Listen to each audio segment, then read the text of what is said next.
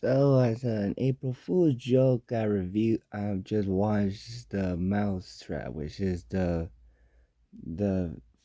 Mickey Mouse horror movie that came out last year, and I did not watch it last year because not interested in watching those kind of movies. Although I've been kind of considering putting this and Blood Honey 2 on the Halloween movie review a series where it will be like number 27, but because I watched the Winchesters, I decided not to include those.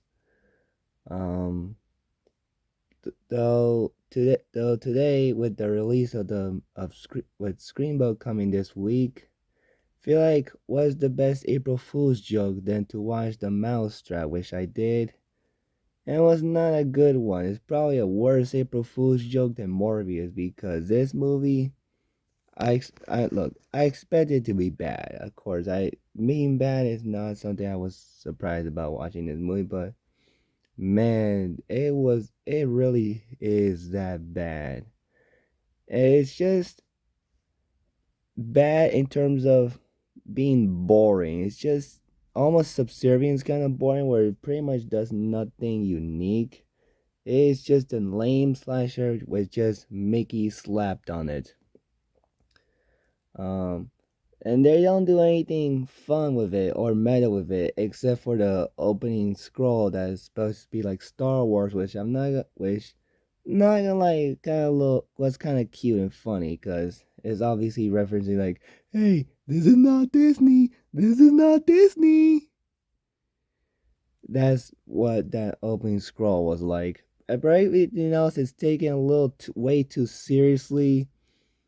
Uh, The acting is abysmal. If I don't think any of the actors had acting experience at all. They feel like this movie feels this movie was filmed in August 2023, and you can tell that because it feels like the people everybody who made this movie watched Blood and Honey, the first one, and was like, "Hey, we can do something like that."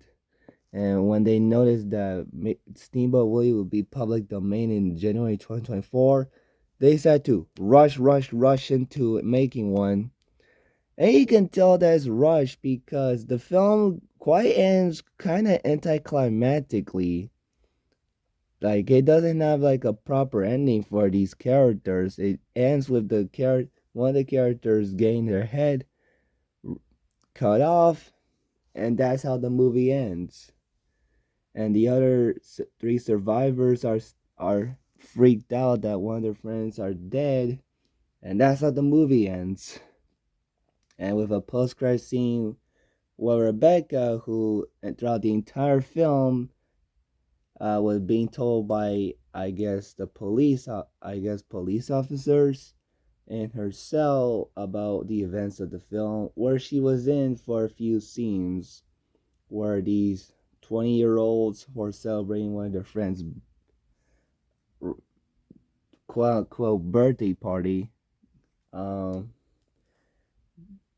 and it looks like Mickey's hiring her to, I guess, become Minnie Mouse for the Mousetrap 2. Welcome to the Mickeyverse, which, boy, I cannot wait for that. I cannot wait to roast the crap out of that movie this year.